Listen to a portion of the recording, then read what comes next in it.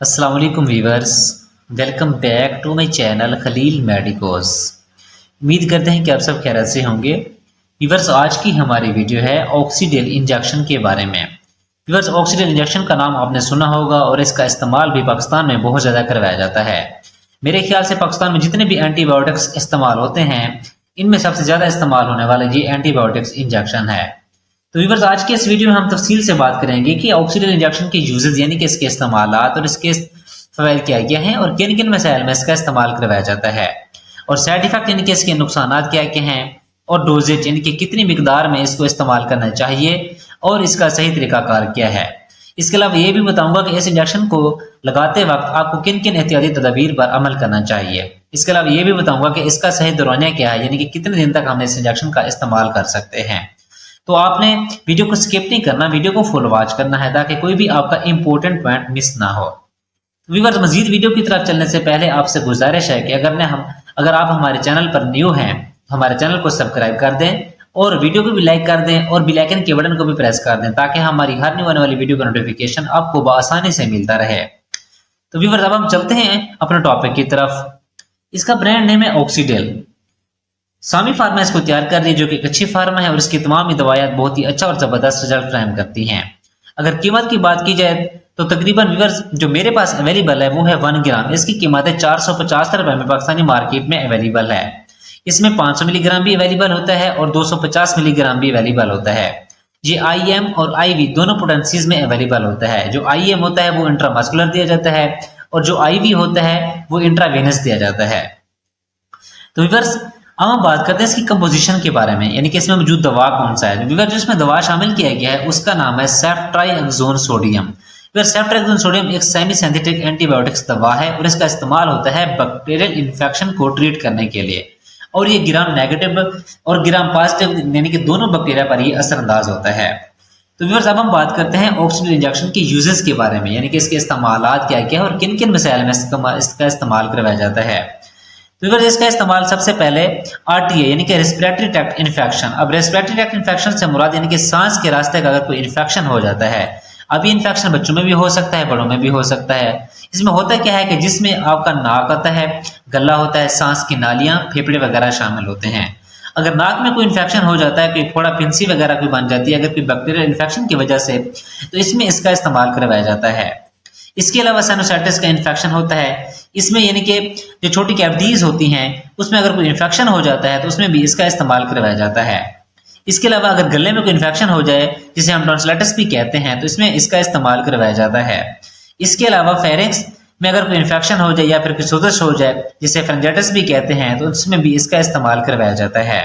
इसके अलावा chest infection भी इसका इस्तेमाल किया जाता है, और यानी कि जैसा कि ब्रोंकाइटिस हो सकता है जिसमें सांस की नालियां मुतासर होती हैं या फिर इसमें सोजश हो जाती है, तो इसमें भी इसका इस्तेमाल करवाया जाता है। इसके अलावा नमूनिया जो आपके फेफड़ों को मुतासर करता है तो उसमें भी इसका इस्तेमाल किया जाता है। इसके अलावा इसका इस्तेमाल ओटाइटिस मीडिया यानी कि कान के इन्फेक्शन में भी हम इसका इस्तेमाल करवा सकते हैं। इसके अलावा व्यूअर्स, UTI यानी कि यूरिनरी ट्रैक्ट इन्फेक्शन यानी कि पेशाब के रास्ते में अगर कोई इन्फेक्शन हो जाता है तो उसमें भी इसका इस्तेमाल करवाते हैं। अभी व्यूअर्स, ये जो इन्फेक्शन है ये यूरेट्रस का इन्फेक्शन भी हो सकता है, मसाने का इन्फेक्शन भी हो सकता है या फिर यूरिथ्रा का इन्फेक्शन भी हो सकता है जिसके जरिए हम पेशाब खारिज करते हैं। यानी कि अगर किसी भी पेशाब के रास्ते में किसी भी किस्म का इन्फेक्शन हो जाता है तो उसमें इसका इस्तेमाल करवाया जाता है।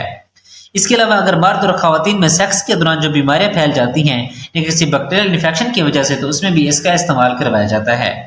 फिर इसका इस्तेमाल इसके अलावा सर्जरी के बाद यानी कि जो जख्म हो जाता है उसको ट्रीट करने के लिए भी इसका इस्तेमाल करवाया जाता है। जैसा कि अगर फीमेल में C सेक्शन होता है तो इसमें जो कट लगाया जाता है उस जख्म को जल्दी मांद करने और मजीद इन्फेक्शन से बचाने के लिए इसका इस्तेमाल करवाया जाता है। इसके अलावा डेंटल प्रोसीजर यानी कि अगर इसके अलावा यानी कि अगर आपके दांत की कोई सर्जरी हुई है तो उसमें भी इसका इस्तेमाल कर सकते हैं। इसके अलावा अगर आप यानी कि अगर आपके जिस्म पर कोई फोड़े फिंसा वगैरह बन जाती है या फिर कुछ जख्म की शिकायत हो जाती है तो इसमें भी इसका इस्तेमाल कर सकते हैं। इसके अलावा अगर आपको किसी भी जोड़ का या हड्डी का कोई इन्फेक्शन हो जाता है तो उसमें भी इसका इस्तेमाल करवाया जाता है।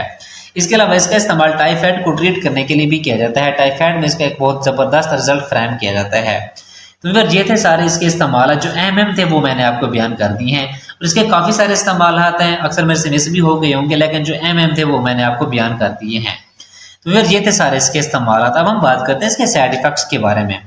फिर अगर इसके साइड इफेक्ट्स की बात की जाए तो सबसे पहले इसमें उल्टी मतरे की कैफियत आपको महसूस हो सकती है, घबराहट हो सकती है, बेचैनी हो सकती है, चक्कर आ सकते हैं, उल्टियाँ स्टार्ट हो सकती हैं और ब्लड प्रेशर लो हो सकता है।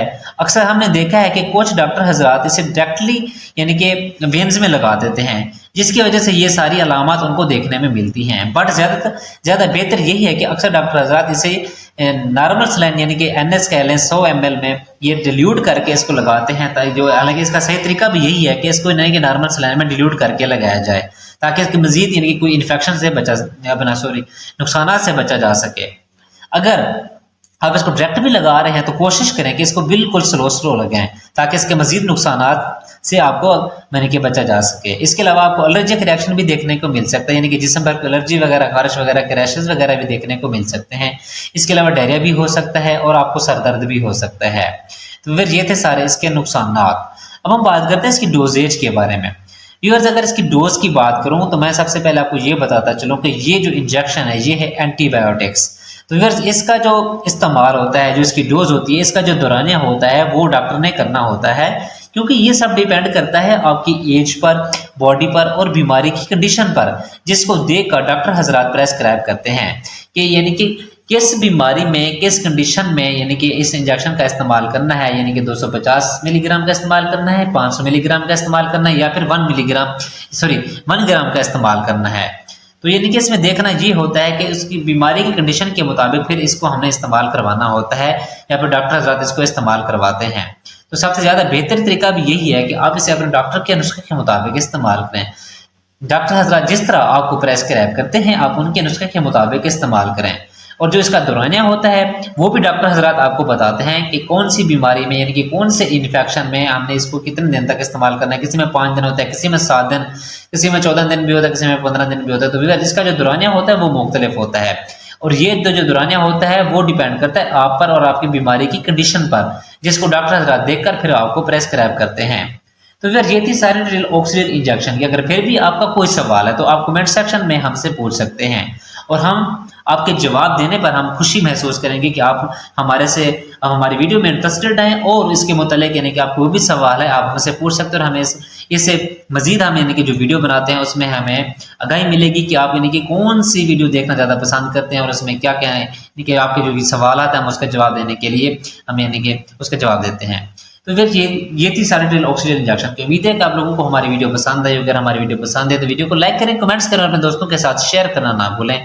हमारी वीडियो देखने के लिए बहुत शुक्रिया। अब हम मिलते हैं अपनी नेक्स्ट वीडियो में। अपना ख्याल रखिएगा। अल्लाह हाफिज़।